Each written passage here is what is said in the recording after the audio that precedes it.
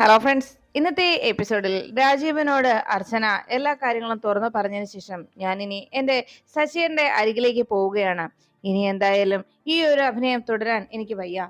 ഇനിയും താമസിച്ചാൽ എൻ്റെ സച്ചിനെ എനിക്ക് നഷ്ടമാവും. അതുകൊണ്ട് ഇത്രയും നാളും ഗോകുലും കുടുംബവും എനിക്ക് തന്ന സ്നേഹവും കരുതലും സംരക്ഷണവും ഒക്കെ അത് ഞാൻ മറന്നിട്ടല്ല. പക്ഷേ സച്ചിയേട്ടനെ ഇനിയും ഞാൻ കണ്ടില്ലെന്ന് നടിച്ചാൽ എനിക്ക് എന്നേക്കുമായി എൻ്റെ സച്ചിയേട്ടനെ നഷ്ടമായേക്കും. അതുകൊണ്ട് ഇനിയെങ്കിലും സത്യങ്ങൾ തുറന്നു പറഞ്ഞേ പറ്റൂ. ഞാൻ ഇനി സച്ചിയേട്ടനിലേക്ക് മടങ്ങി പോകാൻ തന്നെ തീരുമാനിച്ചിരിക്കുകയാണ്. എല്ലാ കാര്യവും ഞാൻ തന്നെ ഗൂഗിളിനോട് പറഞ്ഞോളാം. ഒരു പക്ഷേ രാജീവ് പറയുന്നതിനേക്കാൾ അതായിരിക്കും ഏറ്റവും നല്ലത്. ഗൂഗിളിനോട് എല്ലാ സത്യവും ഞാൻ തുറന്നു പറയുന്നതാ മറ്റൊരാൾ പറയുന്നതിനേക്കാൾ ഏറ്റവും ഭംഗിയായി രാജീവിന് മനസ്സിലാക്കാനും ഗൂഗിളിന് മനസ്സിലാക്കാനും സത്യങ്ങൾ തിരിച്ചറിയാനും സാധിക്കുക എന്ന് അർച്ചന പറഞ്ഞുകൊണ്ട് അവിടുന്ന് പോകാൻ തുടങ്ങുമ്പോഴേക്കും രാജീവ് പിന്നിൽ നിന്ന് വിളിച്ചു, അർച്ചന ഒരു മിനിറ്റ്. അത് കേട്ടതും പിന്തിരിഞ്ഞു നോക്കിയ അർച്ചനയ്ക്കരികിലേക്ക് രാജീവ് എത്തിയിട്ട് പറഞ്ഞു, അർച്ചനയെ ഇത്രയും നേരം പറഞ്ഞതെല്ലാം ഞാൻ കേട്ടു. ഇനി എനിക്ക് പറയാനുള്ളത് അർച്ചന കേൾക്കണം. അത് കേട്ടതും അർച്ചന ആകെ സംശയത്തോടെ രാജീവിനെ നോക്കി. രാജീവ് പറഞ്ഞു, ഇപ്പോ ഇത്രയൊക്കെ സംസാരിച്ച സ്ഥിതിക്ക് ഒരു കാര്യം എനിക്ക് പറയാനുള്ളൂ. ഞാൻ അന്ന് അവന്തികയുടെ ക്രൂരകൃത്യങ്ങൾക്ക് അന്ന് അതിന് ബലിയാടായി അവശനായി കിടന്ന സമയത്ത് എന്നെ സംരക്ഷിച്ചതും നോക്കിയതുമൊക്കെ ഗോകുലും അർച്ചനയും അമ്മയും ചേർന്നിട്ടാണ്. എൻ്റെ ഭാര്യയെ പോലും എന്നെ അന്ന് അത്രയേറെ പരിചരിച്ചിരുന്നില്ല. അതുകൊണ്ട് ഇപ്പോൾ നമ്മൾ തമ്മിൽ സംസാരിച്ച കാര്യങ്ങളൊന്നും ഇനി മറ്റൊരാൾ അറിയാൻ പാടില്ല എന്ന് രാജീവ് അർച്ചനയോട് ആവശ്യപ്പെട്ടു. ഉടനെ അർച്ചന ചോദിച്ചു, ഒരു പോലീസുകാരന്റെ തനി സ്വഭാവം പുറത്തിറക്കുകയാണോ രാജീവ് എന്ന് ചോദിച്ചപ്പോഴേക്കും രാജീവ് പറഞ്ഞു, ഒരിക്കലുമല്ല. ഒരു പോലീസുകാരൻ എന്ന നിലയ്ക്കല്ല, സാധാരണ ഒരു മനുഷ്യൻ എന്ന നിലയിലാണ് ഞാൻ സംസാരിക്കുന്നത്. ഇപ്പോ എല്ലാ സത്യങ്ങളും എല്ലാവരോടും വെളിപ്പെടുത്തി ശശിക്കരികിലേക്ക് മടങ്ങിപ്പോയാൽ അവന്തിക വെറുതെ ഇരിക്കുമെന്ന് അർച്ചനയ്ക്ക് തോന്നുന്നുണ്ടോ? അവന്തികയോടുള്ള പ്രതികാരം എനിക്കുമുണ്ട് ബാക്കി. അതുകൊണ്ട് തന്നെ അവന്തികയെ തകർക്കാനായി ഞാനും അർച്ചനയ്ക്കൊപ്പം നിൽക്കാം. അന്ന് അവന്തിക എന്നോട് ചെയ്ത ക്രൂരകൃത്യങ്ങൾ എന്തൊക്കെയാണെന്ന് അർച്ചനയ്ക്ക് അറിയണ്ടേ എന്ന് ചോദിച്ച് അവന്തിക ചെയ്ത പ്രവൃത്തികളെല്ലാം കൃത്യമായി തന്നെ രാജീവ് അർച്ചനയെ ധരിപ്പിക്കുന്നു. അതുകൊണ്ട് തന്നെ അവന്തികയെ തകർക്കുക എന്നത് എന്റെ കൂടി ലക്ഷ്യമാണ്. അതുകൊണ്ട് അവന്തികയുടെ നാശത്തിനായി ഞാനും അർച്ചനയ്ക്കൊപ്പം നിൽക്കാം. അങ്ങനെ അവന്തിക തീർന്നാൽ മാത്രമല്ലേ ഉള്ളൂ നിങ്ങൾക്ക് ഒരുമിച്ച് സന്തോഷത്തോടെയും സമാധാനത്തോടെയും ജീവിക്കാനാവും. അല്ലാതെ അവന്തികയെ വെറുതെ വിട്ടിട്ട് നിങ്ങൾക്ക് സമാധാനമായി ജീവിക്കാൻ സാധിക്കുമോ എന്ന് രാജീവ് അർച്ചനയോട് ചോദിച്ചു. പിന്നെ എനിക്ക് പറയാനുള്ളത് ഒന്ന് മാത്രമാണ്. ഗോകുൽ അത്രത്തോളം സമൃദ്ധിയെ സ്നേഹിക്കുന്നുണ്ട്. സ്വന്തം ഭാര്യ സമൃദ്ധ മരണപ്പെട്ടതിന് ശേഷവും ഇപ്പോഴും ഇസബെല്ലയെ ഓർത്ത് വേദനിക്കാതെ ആ മനുഷ്യന്റെ ജീവിതം ഇങ്ങനെ മുന്നോട്ട് പോകുന്നുണ്ടെങ്കിൽ അതിന് കാരണക്കാരി നിങ്ങൾ മാത്രമാണ്. അർച്ചനയാണ് ഇപ്പൊ ആ കുടുംബത്തിന്റെ നെടുന്തൂൺ. അതുകൊണ്ട് തന്നെ ആ കുടുംബത്തിനെ ഒന്നാകെ തകർത്ത് കളയാൻ ഈ ഒരു കാര്യം, ഇങ്ങനെ ഒരു അവസരം ഒരിക്കലും അർച്ചന ഉപയോഗിക്കരുത്. സത്യത്തിൽ ഗോകുലിന്റെ ജീവിതത്തിൽ അർച്ചന ഇല്ലാതായാൽ, സമൃദ്ധി ഇല്ലാതായാൽ ഒരുപക്ഷെ ആ മനുഷ്യൻ അതോടെ തകർന്നു പോയേക്കും. ഏത് രീതിയിലാണ് ആ കുടുംബം പിന്നീട് ഉണ്ടാവുക എന്ന് എനിക്ക് പറയാനാവില്ല. അത്രത്തോളം തകർന്ന അവസ്ഥയിലായിരിക്കും ആ മനുഷ്യൻ പിന്നീട് ജീവിക്കുക. അതുകൊണ്ട് ആ മനുഷ്യനെ രക്ഷിക്കാനായിട്ട്, ആ മനുഷ്യന്റെ ജീവിതം തകരാതിരിക്കാനായിട്ട് ഈ ഒരു തവണത്തേക്കെങ്കിലും ഞാൻ പറയുന്ന ഒന്ന് കേൾക്ക്. എല്ലാം സത്യവും എല്ലാവരും തിരിച്ചറിയുന്ന, എല്ലാവരോടും എല്ലാ സത്യവും വെളിപ്പെടുത്താൻ പറ്റുന്ന ഒരവസരം ഉടനെ തന്നെ ഉണ്ടാകും. അത് ഈശ്വരൻ അർച്ചനയ്ക്ക് മുന്നിൽ എത്തിക്കുകയും ചെയ്യും. അതുവരത്തേക്ക് മാത്രം അർച്ചന ഒന്ന് ക്ഷമയോടെ കാത്തിരിക്കണം. അവന്തികയെ അവസാനിക്കാനും ഗോകുലിന്റെ നാശം സംഭവിക്കാതെ, ഗോകുലിന്റെ കുടുംബം തകരാതെ, ഗോകുലിനെ കുടുംബത്തെയും സംരക്ഷിച്ചുകൊണ്ട് തന്നെ അവരെ ഇല്ലാതാക്കാതെ അർച്ചനയ്ക്ക് സച്ചിക്ക് അരികിലേക്ക് മടങ്ങാം എന്ന് പറഞ്ഞപ്പോ അത് കേട്ട അർച്ചന ചോദിച്ചു, എനിക്കും ഗോകുലിന്റെ ജീവിതം തകർക്കണമെന്ന് ആഗ്രഹമില്ല. പക്ഷെ എന്റെ കഴുത്തിൽ താലി കിട്ടിയത് എന്റെ സച്ചിയേട്ടനാണ്. ആ സച്ചിയേട്ടനെ മറന്നിട്ട് എനിക്കൊരു ജീവിതം ഉണ്ടാവില്ല. സച്ചിയേട്ടൻ ഈ ജന്മം മാത്രമല്ല, ഇനി മുന്നോട്ടുള്ള ഒരു ജന്മത്തിലും ഞങ്ങൾ പിരിയരുതെന്ന് ആഗ്രഹിച്ചവരാണ്. അതുകൊണ്ട് തന്നെ സച്ചിയേട്ടനെ ഒപ്പമല്ലാതെ ഈ അർച്ചനയ്ക്ക് മറ്റൊരു ജീവിതമില്ല എന്ന് അർച്ചന പറയുമ്പോൾ രാജീവ് പറഞ്ഞു, ശശിയോടൊപ്പം അർച്ചന മടങ്ങിക്കോളൂ, അതിലും ഞാൻ എതിർന്ന് പറയുന്നില്ല. പക്ഷെ എന്റെ ആഗ്രഹം എന്നും ഗോകുലിന്റെ കുടുംബത്തിന്റെയും ഒപ്പം അർച്ചന ഉണ്ടാകണമെന്ന് മാത്രമാണ്. എല്ലാത്തിനും സമാധാനത്തോടെ, ഒന്നിനെയും നഷ്ടപ്പെടുത്താതെ, അല്ലെങ്കിൽ ഒരു കുടുംബവും തകരാതെ വേണം ഈ പ്രശ്നത്തെ പരിഹരിക്കാൻ. ആർക്കും മുറിവേൽക്കാതെ വേണം ഈ പ്രശ്നം പരിഹരിക്കപ്പെടാൻ. അങ്ങനെ ഒരു അവസരത്തിന് വേണ്ടി കാത്തിരുന്നേ പറ്റൂ. അന്ന് ഞാൻ അർച്ചനയ്ക്ക് നൽകിയ വാക്ക് അർച്ചനയുടെ സഹോദരനായിരിക്കും ഞാനെന്നല്ലേ അന്ന് എന്നോട് പറഞ്ഞതും അങ്ങനെ തന്നെ ആയിരുന്നില്ലേ? സഹോദരനായിട്ടാണ് എന്നെ കാണുന്നതെന്ന്. അതുകൊണ്ട് തന്നെ അർച്ചനയ്ക്ക് എന്ത് സഹായത്തിനും എപ്പോഴും ഞാനൊപ്പം ഉണ്ടാവും. അതിൽ യാതൊരു സംശയവും വേണ്ട. എന്തായാലും തൽക്കാലത്തേക്ക് ഈ സത്യങ്ങൾ നമ്മൾക്ക് ഇടയിൽ തന്നെ നമ്മൾ മാത്രം മനസ്സിലാക്കി നമ്മുടെ മനസ്സിൽ മാത്രം അത് തൽക്കാലം നിലനിർത്തുന്നതാണ് നല്ലത് എന്ന് രാജീവ് അർച്ചനയോട് പറഞ്ഞ് ഇനിയെല്ലാം അർച്ചനയുടെ തീരുമാനം പോലെ എന്നറിയിച്ച് രാജീവ് അവിടെ നിന്ന് മടങ്ങി. അപ്പോഴേക്കും മൂർത്തിയോട് അവന്തിക വീണ്ടും എത്രയും വേഗം തന്നെ തനിക്ക് സന്ദീപിനെ കണ്ടെത്തി തരണമെന്നും സന്ദീപ് എത്രയും പെട്ടെന്ന് തന്നെ തന്റെ അടുത്തേക്ക് എത്തിയാലേ ഈ പ്രശ്നങ്ങൾക്ക് പരിഹാരം ഉണ്ടാവുകയുള്ളൂ എന്നും നാളെ കോടതിയിൽ ഹാജരാവാൻ സന്ദീപ് ഉണ്ടാകണമെന്നും ഇനിയും സമയം വൈകിച്ചൂടാ എന്ന് മൂർത്തിയോട് അറിയിച്ചു. എല്ലാം കേട്ട മൂർത്തി ഇന്ന് തന്നെ തന്റെ ആളുകൾ സന്ദീപിനെ കണ്ടെത്തുമെന്ന് ഉറപ്പ് നൽകുകയാണ്. അപ്പോഴേക്കും ഇനിയൊരു പക്ഷേ മനഃപൂർവ്വം സന്ധ്യ ഇവിടുന്ന് മാറി നിൽക്കുന്നതാണെങ്കിലോ എന്നതായിരുന്നു അവന്തികയോടുള്ള മൂർത്തിയുടെ ചോദ്യം. ഇനി മേഡത്തിനെ ഒന്ന് കുരുക്കാനായിട്ട് ഒരു ഡ്യുവൽ പ്ലേ ആണോ ഒരു പക്ഷേ അവൻ നടത്തിയതെങ്കിലോ? അങ്ങനെയാകാനാണ് സാധ്യതയെന്നാണ് എനിക്ക് തോന്നുന്നത്. അല്ലായെങ്കിൽ ഇത്രയും നാൾ അവരെ അന്വേഷിച്ചിട്ട് കണ്ടെത്താൻ കഴിയാതെ പോകുന്നത് എങ്ങനെയാണ് എന്ന് പറഞ്ഞപ്പോ അന്ന് സന്ദീപ് തന്റെ അരികിൽ വന്ന് പറഞ്ഞ കാര്യങ്ങളൊക്കെ അവന്തിക ഒന്ന് ആലോചിച്ചു. തന്റെ കുടുംബത്തെ തകർത്തെറിഞ്ഞ അവന്തികയുടെ പകയുമായി നടന്നിരുന്ന സന്ദീപ് ഒടുവിൽ തന്നെ ഇത്രത്തോളം സ്നേഹിക്കുന്ന തന്റെ വീഴ്ചയിൽ തനിക്കൊരു കൈത്താങ്ങായി മാറിയ ഏട്ടത്തിയെ ഒരിക്കലും താൻ വേദനിപ്പിക്കില്ല എന്നും ഏട്ടത്തിക്ക് എന്ത് സഹായത്തിനും മരണം വരെ താൻ ഒപ്പമുണ്ടാകുമെന്നും സന്ദീപ് വാക്ക് നൽകിയതെല്ലാം അവന്തിക ഓർമ്മിച്ചു. ഉടനെ അവന്തിക ആലോചിച്ച് നിൽക്കുന്നത് കണ്ട് അടുത്ത് നിന്ന് മൂർത്തി ചോദിച്ചു, ഇപ്പോ മേഡത്തിനും അങ്ങനെ ഒരു സംശയം തോന്നില്ലേ എന്ന് അന്വേഷിച്ചപ്പോ മൂർത്തിയോട് അവന്തിക പറഞ്ഞു, ഇല്ല, ഒരിക്കലും ഇല്ല. അങ്ങനെ ഒരു സംശയം എന്റെ മനസ്സിൽ ഇപ്പോഴും ഇല്ല. കാരണം അങ്ങനെ ഒരു പ്രശ്നം ഉണ്ടാവാൻ സാധ്യതയില്ല എന്നാണ് എന്റെ മനസ്സ് പറയുന്നത്. ഇത്രയൊക്കെ പ്രശ്നങ്ങളിവിടെ ഉണ്ടായെങ്കിലും ഒരു കാര്യം എനിക്ക് തീർച്ചയാണ്, സന്ദീപ് അങ്ങനെയൊന്നും ചിന്തിക്കില്ല. കാരണം അവനെ കുഞ്ഞുനാൾ മുതൽ നന്ദേട്ടന്റെ ഭാര്യയായി നെല്ലിശ്ശേരിയിൽ നന്ദന്റെ ഭാര്യയായി ചെന്ന് കയറിയപ്പോൾ മുതൽ എനിക്ക് അവനെ അറിയാവുന്നതാണ്. ആ കൂട്ടത്തിൽ ഇത്രയേറെ സ്വാർത്ഥതയുള്ള ഒരേ ഒരാൾ അവൻ മാത്രമാണ്.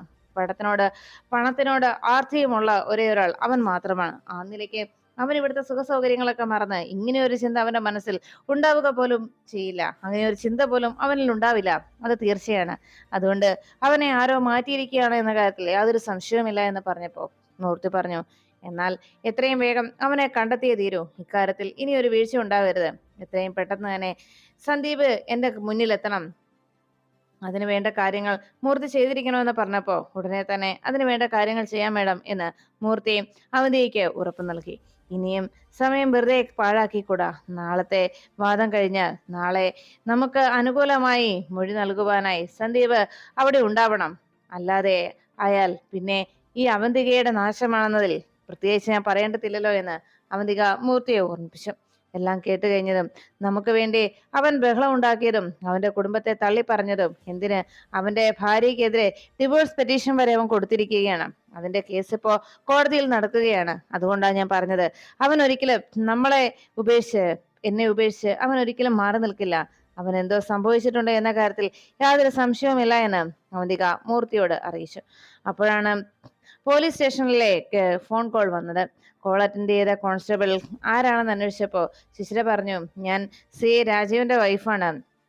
പറയൂ മേഡം, എനിക്ക് മനസ്സിലായില്ല എന്ന് പറഞ്ഞപ്പോ സോറി മേഡം, എനിക്ക് മനസ്സിലാകാത്തതുകൊണ്ടാണെന്ന് അറിയിച്ചതും അതെ, ഞാൻ രാജീവേട്ടനെ ഒന്ന് കണക്ട് ചെയ്യുവോ, ഫോൺ വിളിച്ചിട്ട് കിട്ടുന്നില്ല, മൊബൈൽ സ്വിച്ച് ഓഫ് എന്നാ പറയുന്നത് എന്ന് പറഞ്ഞപ്പോ അതെ, സാറ് ഇവിടെ എത്തിയിട്ടില്ലല്ലോ എന്ന് കോൺസ്റ്റബിൾ മറുപടി നൽകി. എത്തിയില്ലേ, രാവിലെ ഓഫീസിലേക്കെന്ന് പറഞ്ഞ് ഇറങ്ങിയതാണല്ലോ എന്ന് പറഞ്ഞതും സാർ ഇവിടെ എത്തിയിട്ടില്ല, ഇന്ന് ലീവ് ആണെന്നാ പറഞ്ഞത്. പിന്നെ മാത്രമല്ല ഫോൺ ചെയ്തിട്ടും സാറിന്റെ ഫോൺ സ്വിച്ച് ഓഫ് എന്നാ പറയുന്നത്. ഇനി എന്തെങ്കിലും കോൺഫിഡൻഷ്യൽ മീറ്റിംഗ് ഉണ്ടാവും മേഡം, അതുകൊണ്ടായിരിക്കും, മേഡം ടെൻഷൻ ആവേണ്ട എന്ന് പറഞ്ഞ് അയാൾ ഫോൺ വെച്ചു. ഉടനെ സിസ്റ്റർ പറഞ്ഞു, പിന്നെ അയാളുടെ ഒരു കോൺഫിഡൻഷ്യൽ മീറ്റിംഗ് എനിക്കറിയാം, അയാളുടെ കോൺഫിഡൻഷ്യൽ മീറ്റിംഗ് എന്താണ് എന്ന്. അവളുമായി സംസാരിക്കാനായിട്ട് പോയതാ അയാള്, അല്ലാതെ മറ്റൊന്നുമല്ല. ഇങ്ങോട്ട് വരട്ടെ രണ്ടെണ്ണം, എന്നെ അങ്ങനെ മണ്ടിയാക്കാമെന്ന് ആരും കരുതണ്ട എന്നെല്ലാം മനസ്സിൽ ഉറപ്പിച്ചുകൊണ്ട് ദേഷ്യത്തോടെ അങ്ങനെ ശിശിര നിൽക്കുമ്പോഴാണ് പുറത്തുപോയ അർച്ചന വീട്ടിലേക്ക് മടങ്ങിയെത്തിയത്. അർച്ചന വീട്ടിലേക്ക് കയറി വരുന്ന കാഴ്ച കണ്ട് ശിശിര അർച്ചനയെ പിന്നിൽ നിന്ന് വിളിച്ചു, നിൽക്കടി എവിടെ? അത് കേട്ടതും ആകെ ഞെട്ടലോടെ അർച്ചന പിന്തിരിഞ്ഞു നോക്കി. ഉടനെ അർച്ചനയ്ക്ക് അരികിലേക്ക് എത്തിയ ശിശിര ചോദിച്ചു, എവിടെ പോയതായിരുന്നു നീ ഇത്രയും നേരം, എവിടെയാ പോയത് എന്നൊക്കെ ചോദിച്ചപ്പോ അർച്ചന പറഞ്ഞു, അതിപ്പം എന്തിനാ ചേച്ചി ഞാൻ ചേച്ചിയോട് പറയുന്നത്, അതിന്റെ ആവശ്യം എന്താ? ഞാനിപ്പോ എവിടെ പോയതാണെന്ന് ശിശിരേച്ചി അറിയേണ്ട കാര്യമുണ്ടോ എന്ന് ചോദിച്ചതും ശിശിര പറഞ്ഞു, അറിയണം, എനിക്ക് അറിഞ്ഞേ പറ്റൂ. നീ എങ്ങോട്ടാ പോയതെന്ന് എനിക്കറിയണം. ഇതേ, നീ അങ്ങനെ തോന്നിവാസം എവിടെയെങ്കിലും ഇറങ്ങിപ്പോയാ പോരല്ലോ. ഈ വീട്ടിലുള്ളവര് കൂടി അറിയണ്ടേ നീ എവിടെയൊക്കെയാ എന്തിനൊക്കെയാ പോയത് എന്ന്.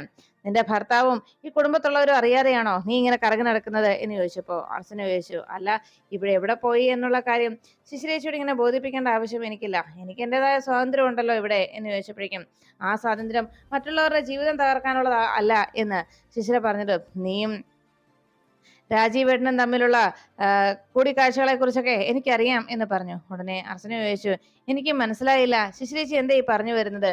ഞാൻ പുറത്തു പോകുന്നതും എന്റെ ആവശ്യങ്ങൾക്കായി ഞാൻ ഇറങ്ങുന്നതും ഒക്കെ അത് കൃത്യമായി ശിശിരേച്ചിയോട് പറയണമെന്നാണോ ശിശിരേച്ചി പറഞ്ഞു വരുന്നത് എന്ന് ചോദിച്ചപ്പോഴേക്കും, അതെ, ഇനി നീ കൂടുതൽ കള്ളങ്ങളൊന്നും പറയാൻ നിൽക്കണ്ട എന്ന് പറഞ്ഞപ്പോ അകത്തുണ്ടായിരുന്ന ശോഭ പുറത്തേക്ക് ഇറങ്ങി വന്നു.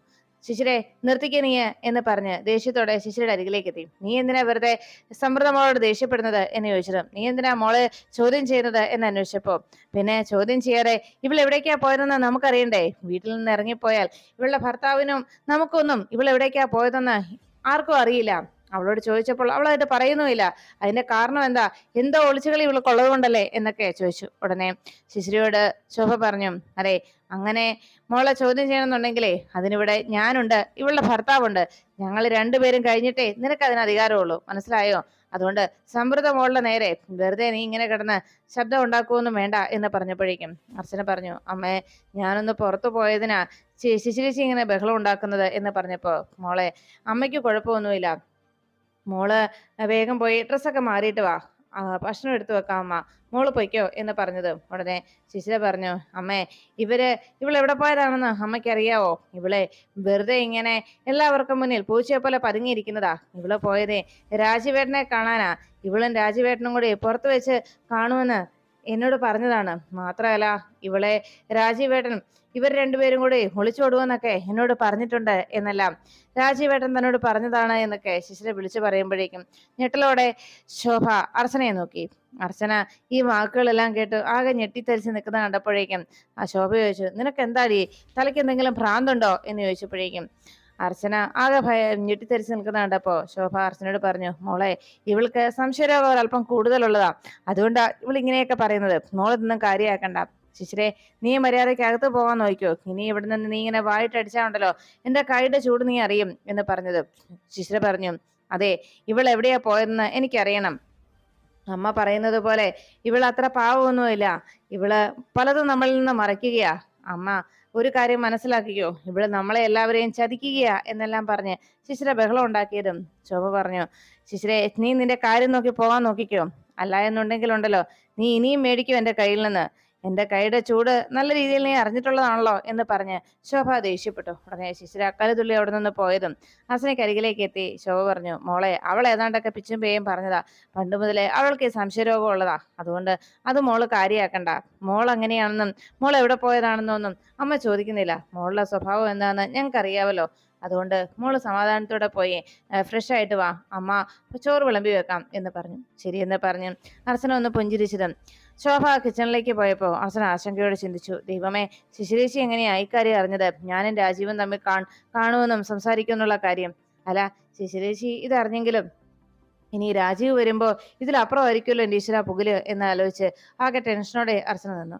അപ്പോഴാണ് സന്ദീപിനെ തടങ്കലിലാക്കിയിരിക്കുന്ന സ്ഥലത്തേക്ക് രാജീവ് എത്തിയത്. സന്ദീപ് അവിടെ നിന്ന് ബഹളം വെക്കുകയാണ്. എന്നെ അഴിച്ചു വിടറാ, നീയൊക്കെ എന്നെ അഴിച്ചു വിട്ടോ, അതാ നിനക്കൊക്കെ നല്ലത് എന്ന് പറഞ്ഞ് ബഹളം വെക്കുമ്പോഴേക്കും അരികിലേക്ക് രാജീവ് എത്തി. അത് ശരി, ഇവിടെ കിടന്ന് വല്ലാതെ ബഹളം വെക്കുകയാണല്ലോ, എന്താ ഉദ്ദേശം എന്നൊക്കെ സന്ദീപിനോട് രാജീവ് ചോദിച്ചപ്പോഴേക്കും സന്ദീപ് പറഞ്ഞു, എടോ, താൻ എന്തിനാണോ എന്നെ ഇവിടെ പിടിച്ചിങ്ങനെ ഇട്ടിരിക്കുന്നത്? ആര് പറഞ്ഞിട്ടാടോ എന്ന് ചോദിച്ചതും, അതെ, ഇത് ചെറിയൊരു നീക്കം മാത്രമല്ലേ. നീ നാളെ നിന്റെ കുടുംബങ്ങൾക്കെതിരായിട്ട് അവധിക്ക് അനുകൂലമായി മൊഴി നൽകാൻ വേണ്ടി ഇരിക്കുകയല്ലേ. അങ്ങനെ ഒരു മൊഴി നീ കൊടുക്കണ്ട, അതിനു വേണ്ടിയാ എന്ന് പറഞ്ഞപ്പോ, ഓ അത് ശരി, അപ്പോ ആ സച്ചി എന്ന് പറയുന്ന എന്റെ ഏട്ടൻ എന്ന് പറയുന്നവൻ പറഞ്ഞിട്ടായിരിക്കും അല്ലേ താൻ ഇങ്ങനെയൊക്കെ ചെയ്യുന്നത് എന്ന് ചോദിച്ചതും, ഏയ് അങ്ങനെയൊന്നുമില്ല, ഇത് സച്ചി പോലും അറിയാത്ത കാര്യാ.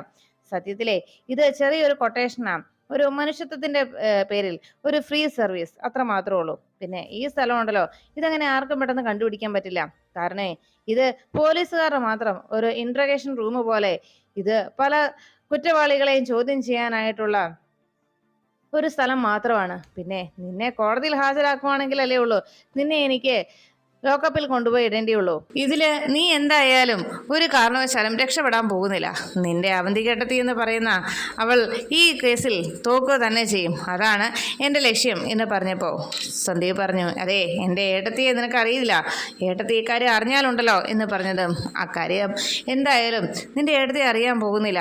നീ ചെയ്തു കൂട്ടുന്നതൊക്കെ എത്ര വലിയ തെറ്റാണെന്നും നീ മനസ്സിലാക്കാവുന്ന ഒരു ദിവസം വരും. നീ പറയുന്ന നിന്റെ അവന്തികേട്ടത്തിയുടെ യഥാർത്ഥ മുഖം തിരിച്ചറിയുന്ന ഒരു ദിവസം. അതുവരെ നീ കുറച്ച് ദിവസത്തേക്ക് ഇവിടെ കഴിയുന്നത് തന്നെയാണ് നല്ലത്. ആദ്യം ഈ കേസിനൊന്ന് വിധി വരട്ടെ, അതുകൊണ്ടാണ് നിന്നെ ഇവിടെ ഞാൻ നിർത്തിയിരിക്കുന്നത്. അപ്പോൾ എല്ലാം പറഞ്ഞതുപോലെ എന്ന് പറഞ്ഞ് രാജീവ് അവിടുന്ന് പോകുമ്പോൾ പകയോടെ സന്ദീപ് രാജീവിനെ നോക്കുന്നു.